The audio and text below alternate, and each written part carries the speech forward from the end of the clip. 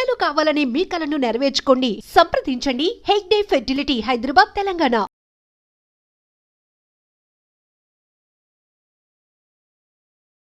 మాయమైపోతున్నాడమ్మా మనిషన్నవాడు, మచ్చుకైనా లేడు చూడు మానవత్వం ఉన్నవాడు అంటూ ఓ సినీ కవి ఏనాడో రాశాడు.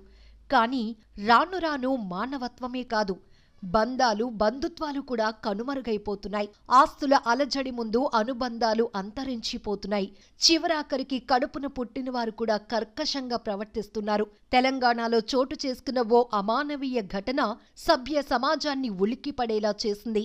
పెంచి పోషించి కోట్ల విలువైన ఆస్తిని ఇచ్చిన తండ్రికి తలగొరువు పెట్టేందుకు వెలకట్టాడు ఓ కొడుకు. ఇంకా తనకు రావాల్సిన ఆస్తిని సోదరికి పంచిచ్చాడన్న కోపంతో తండ్రి అంత్యక్రియలకు కూడా హాజరు కాలేదు ఆ పుత్రరత్నం. కనీసం చివరి చూపు కోసమైనా రాకపోవడంతో ఆ కూతురే తలకొరివి పెట్టి కొడుకు బాధ్యత నెరవేర్చింది. నారాయణపేట జిల్లా దామరగిద్ద మండలం క్యాతన్పల్లికి చెందిన 80 ఏళ్ల Manikya Rao survey and lands records డిపార్ట్మెంట్లో అసిస్టెంట్ డైరెక్టర్గా విధులు నిర్వహించారు. మాణిక్యరావు దంపతులకు ఒక కొడుకు, 2 కూతుళ్లు ఉండగా అందరి వివాహాలు జరిపించాడు. భార్య గతంలోనే చనిపోవడంతో సొంతూరులో ఉన్న 15 ఎకరాల వ్యవసాయ పొలం, 60 లక్షల రూపాయలు తన కొడుకు గిరీష్కిచ్చి మహబూబ్ నగర్ పద్మావతి కాలనీలో ఉన్న ఇంటిని ఆర్థికంగా వెనుకబడి ఉన్న పెద్ద కూతురు రాజనందిని పేరిట రిజిస్ట్రేషన్ చేశాడు. అదే ఇంట్లో బిడ్డ సంరక్షణలో ఉన్న మాణిక్యరావు అనారోగ్యానికి గురై మంగళవారం అర్ధరాత్రి దాటిన తర్వాత మరణించారు. అయితే ఈ విషయాన్ని హైదరాబాద్లో ఉన్న గిరీష్కు సోదరీమణులు తెలిపారు.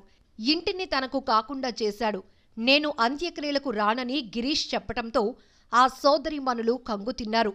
అన్నా, ఆ ఇంటిని ముగ్గురం సమానంగా తీసుకుందాం, నాన్న అంత్యక్రియలు చేద్దాం రా అని వేడుకున్నా అతని గుండె కరగలేదు. బంధుమిత్రులు ఎంత చెప్పినా రానంటే రాను అని కరాఖండిగా తేల్చి చెప్పేశాడు. అంతకుముందే అక్కడికి చేరుకున్న సీనియర్ సిటిజన్ ఫోరం సభ్యులు మీరు అంత్యక్రియలు నిర్వహించకపోతే మేమే నిర్వహిస్తామని ముందుకు రావటంతో బంధువులు మిత్రులు కుమారుడు రాకుండా అంత్యక్రియలు నిర్వహించేందుకు సిద్ధమయ్యారు.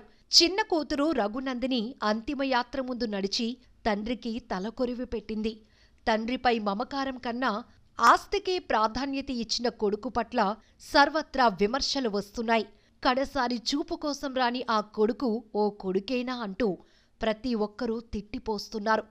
ఏమైపోతోంది ఈ సమాజం అంటూ చేదరించుకుంటున్నారు. మా నాన్న కోరిక మేరకే మా నాన్న మాకు ఇల్లు రాసిచ్చిన తర్వాత ఇప్పుడు మా నాన్న చనిపోయాడు.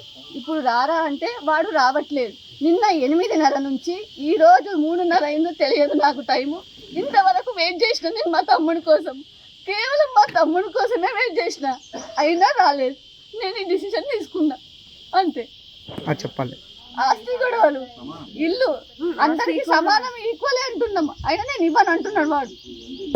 ఫోన్ చేసాము, కట్ చేసేస్తున్నాడు.